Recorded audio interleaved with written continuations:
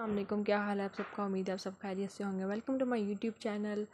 आज जो है हम topic 2.7 graphical analysis of motion जो है इसको पढ़ेंगे।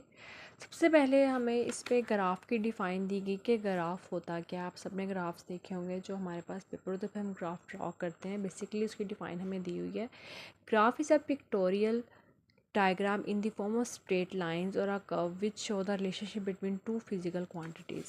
ग्राफ एक डायग्राम होती है जो स्ट्रेट लाइंस की फॉर्म में होती है या कर्व की फॉर्म में होती है, जो कि हमें दो फिज़िकल क्वांटिटीज़ के दरमियान रिलेशन दिखाती है।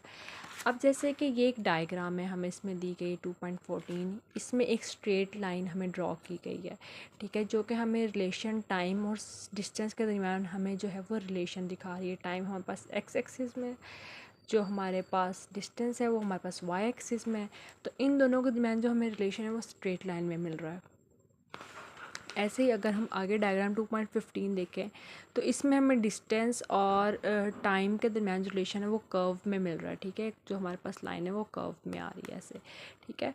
तो ये जो है हमारे पास डिफरेंट टाइप के रिलेशंस आ रहे हैं। तो ग्राफ बेसिकली हमारे पास क्या होता है, एक स्ट्रेट लाइन या कर्व होती है जो कि दो फिज़िकल क्वांटिटीज़ के दरमियान हमें रिलेशन दिखाती है। हम बेसिकली पेपर पे ड्रॉ करते हैं, इसमें वर्टिकल लाइन जो है वो ड्रॉ की होती है, और जो हर 10th लाइन होती है वो थिक होती है, मतलब 1 2 3 हर 10th लाइन जो होती है आप ग्राफ में देखें तो वो थिक होती है, ठीक है। तो बेसिकली अब हम ग्राफ जो है वो ड्रॉ करते कैसे हैं। तो बेसिकली ग्राफ बनता है ऐसे कि हमारे पास जो है ऐसे एक फॉर्म होती है। इसमें हमारे पास एक साइड पे हम राइट साइड पे एक्स एक्सिस लेते हैं, पॉजिटिव एक्स लेते हैं, लेफ़्ट साइड पे हम नेगेटिव वैल्यू लेते हैं। ऐसे वाई एक्सिस में हम अबव पे पॉजिटिव लेते हैं, और जो नीचे बिलो हमारे पास वाली होती है वो नेगेटिव होती है। दरमियान में हमारे पास ओरिजिन होता है। ओरिजिन होती है जहाँ से चीज़ शुरू होती है, ठीक है।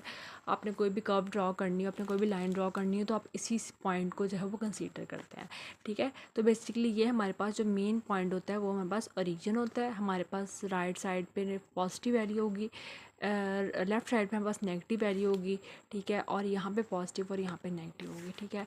एक और चीज़ जो मैं बुक में बताई है वो ये कि हमारे पास एक्स जब हम ग्राफ लेते हैं बेसिकली, तो हम एक पार्ट लेते हैं, हम ये वाला पार्ट ले लेंगे इसका, और इसमें हम लाइन ड्रॉ करेंगे, जैसे पहले भी मैंने आपको दिखाया था।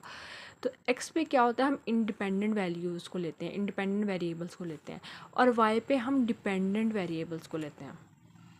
जैसे कि टाइम है, टाइम एक इंडिपेंडेंट वेरिएबल होता है, और डिस्टेंस जो होता है वो एक डिपेंडेंट वेरिएबल होता है। जैसे टाइम है वो इंडिपेंडेंट, टाइम आप जितना मर्जी स्पेंड कर लें, जितना मर्जी आप इंक्रीज़ कर लें।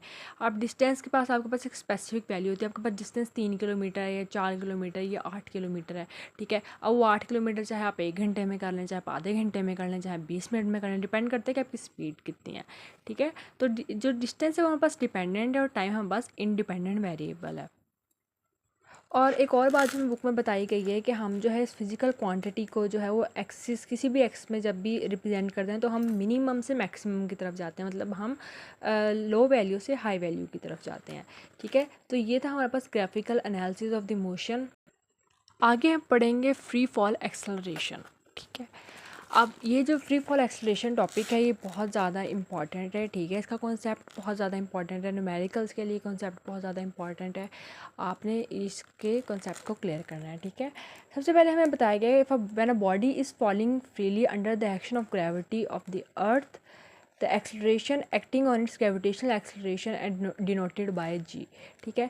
जब भी कोई बॉडी फॉल कर रही थी, फ्री फॉल का मतलब है कि आपने कोई चीज़ को गिराया और वो गिर रही है ग्रेविटी के असर में। फॉर एग्जांपल मैं किसी छत पे खड़ी हूँ, मैंने वहाँ से जो है बॉल को गिराया, तो बॉल जो है वो खुद ब खुद नीचे जा रही होगी, क्योंकि ग्रेविटी उसको अट्रैक्ट कर रही होगी, ठीक है। तो उसमें जो है उस पर जो एक्सेलरेशन एक्ट कर रही होती है वो ग्रेविटेशनल एक्सेलरेशन होती है, उसको हम जी से रिप्रेजेंट करते हैं, ठीक है। अब जो है इसमें हमारे पास वैल्यू जैसे इसकी 9.8 मीटर पर सेकंड मीटर स्क्वायर सेकंड होती है, लेकिन जो हम इसको 10 जो है 10 इसकी वैल्यू को कंसीडर करते हैं। हम 10 भी ले सकते हैं, 9.8 इसकी एग्जैक्ट वैल्यू, लेकिन हम इसकी मोस्टली जो है वो ईजी होने के लिए हम इसकी वैल्यू को 10 भी ले लेते हैं, ठीक है। और एक और बात कि जो ग्रेविटेशनल एक्सेलरेशन होती है वो हमेशा डाउनवर्ड डायरेक्शन में होती है। ठीक है। फिर आगे हमें बताया गया है कि वर्टिकली डाउनवर्ड स्ट्रेट लाइन में मूव करती है यूनिफॉर्म एक्सेलरेशन के साथ। जब कोई चीज़ हमारे पास ऊपर से गिरती है, ठीक है, वो नीचे आ रही है, तो वो सेम यूनिफॉर्म एक्सेलरेशन के साथ आएगी, उसकी एक्सेलरेशन में कोई फ़र्क नहीं आएगा। ठीक है, अगर कोई बॉल ऊपर से आई है तो वो सीधी ही नीचे आएगी, ऐसा नहीं है कि वो थोड़ी सी उधर को चलेगी, उधर को चलेगी, इधर को चलेगी, नहीं, वो सीधी आएगी, वो यूनिफॉर्म सेम एक्सेलरेशन के साथ आएगी, वो चेंज नहीं होगी। ठीक है। अब इसके लिए उन्होंने हमें 3 इक्वेशंस भी दी हैं, 3 इक्वेशन ऑफ मोशंस जो है हमारे पास जो गिवन होती हैं, उसमें हम क्या करते हैं कि हम उसमें ए जो होता है उसको जी के साथ रिप्लेस कर देते हैं। आपने इक्वेशन ऑफ मोशंस पढ़ी होंगी, आपको आइडिया होगा उसका कि वहाँ पे हमारे पास यहाँ पे v f equal to v i plus a t होता है एक्सेलरेशन, जो पिछले लेक्चर में मैंने एक्सप्लेन भी किया था, आपको समझाया था मैंने। तो एक्सेलरेशन जो है वहाँ पे हम ए की जगह हम किससे रिप्लेस करते हैं, उसको जी से रिप्लेस कर देते हैं। सिंपल कॉन्सेप्ट है बिल्कुल, इसमें कोई रॉकेट साइंस नहीं, सिर्फ ए की जगह हमने जी को कर दिया है रिप्लेस, क्योंकि हम ग्रेविटेशनल एक्सेलरेशन को जी से रिप्रेजेंट करते हैं। ठीक है, सेम सारे फॉर्मूले वहीं, बस इसमें जी है और जी की वैल्यू हमें मोस्ट हमेशा गिवन होती है 10 जो है 10 मीटर स्क्वायर सेकंड जो है हमारे पास वैल्यू होती है। अब इसमें इन्होंने हमें 3 पॉइंट्स बताए हैं जो कि हमें याद रखने चाहिए जब भी हम जो है इन इक्वेशंस को यूज़ करें। पहली बात ये कि अगर कोई बॉडी जो है वो फ्रीली फॉल कर रही है, मतलब ऊपर से वो गिरी है, वो कहीं भी फॉल कर रही है, वो फ्रीली फॉल कर रही है, ठीक है, आपने उसको गिरा दिया है, तो उसकी इनिशियल वेलोसिटी हमेशा ज़ीरो होगी। हमेशा हम उसकी जो वी आई है उसको हम ज़ीरो कंसीडर करेंगे। ठीक है, अब इसको ज़ीरो क्यों कंसीडर करेंगे, क्योंकि जब हमने एक चीज़ को गिरा दिया तो उस पर हमारी कोई फोर्स नहीं लग रही है, उस पर वो एक कांस्टेंट जो है वो स्टार्ट होगा, उस पर एक वो कांस्टेंट वेलोसिटी के साथ आएगी, और नीचे जब तक वो अपनी ज़मीन पे बचती नहीं है या वो किसी चीज़ पे उस पर फोर्स एक्ट नहीं होती है, उसकी वेलोसिटी जो है वो ज़ीरो ही होगी। ठीक है, उस पर जब क्योंकि कोई फोर्स एक्ट नहीं हो रही ना उस पर, तो उसकी इनिशियल वेलोसिटी क्या होगी, ज़ीरो होगी। ऐसे ग्रेविटेशनल एक्सेलरेशन जो है हम पॉजिटिव लेंगे डाउनवर्ड डायरेक्शन में। ग्रेविटेशनल एक्सेलरेशन जो है वो हमेशा पॉजिटिव होगी जब वो नीचे को जा रही होगी। कोई भी चीज़ को ग्रेविटी अट्रैक्ट कर रही है ना, तो जिस चीज़ को अट्रैक्शन मिल रही हो वो क्या होगी, पॉजिटिव होगी। लेकिन अगर यही चीज़ हम ऊपर को थ्रो करें तो ये नेगेटिव हो जाएगी। अगर मेरी बॉल नीचे को आ रही है तो वो पॉजिटिव जी, उसका जी पॉजिटिव होगा, लेकिन अगर मैंने बॉल ऊपर को थ्रो की है तो उसका जी जो है वो नेगेटिव होगा, क्योंकि वो जो है ग्रेविटी के अगेंस्ट जा रही है। ठीक है, और इसमें नेगेटिव होगा। अगर बॉडी जो है वो वर्टिकली अपवर्ड होती है तो वैल्यू नेगेटिव होगी और फाइनल वेलोसिटी जो ज़ीरो होगी हाईएस्ट पॉइंट पे। जैसे कि आपको पता है कि जब हम किसी चीज़ को थ्रो करेंगे, अगर हम किसी चीज़ को फेंकेंगे तो उसकी इनिशियल वेलोसिटी क्या होगी, ज़ीरो होगी जब उसको फेंका जाएगा। लेकिन अगर कोई चीज़ ऊपर जा रही है तो जब वो हाईएस्ट पॉइंट पे पहुंच जाएगी तो उसका वी एफ क्या होगा, ज़ीरो होगा। इसका वी एफ ज़ीरो नहीं होगा, जब चीज़ को थ्रो किया तब उसकी वी एफ की कोई वैल्यू होगी, लेकिन जब कोई चीज़ ऊपर गई है तो उस पर कोई फोर्स नहीं, बिल्कुल हाईएस्ट पॉइंट पे पहुंच गई है, तो वो अपने एक फाइनल डेस्टिनेशन पे पहुंच गई, फाइनल वेलोसिटी पे पहुंच गई है, तो वी एफ हमारे पास क्या होगा, ज़ीरो होगा। ठीक है, इसमें यही कॉन्सेप्ट था और उन्होंने यहाँ पे बताया है कि जो हमारे पास एक्सेलरेशन फी फॉल ऑब्जेक्शन, जितने भी ऑब्जेक्शन दुनिया में उन सबकी हमारे पास जो जी है उसकी वैल्यू ये होती है।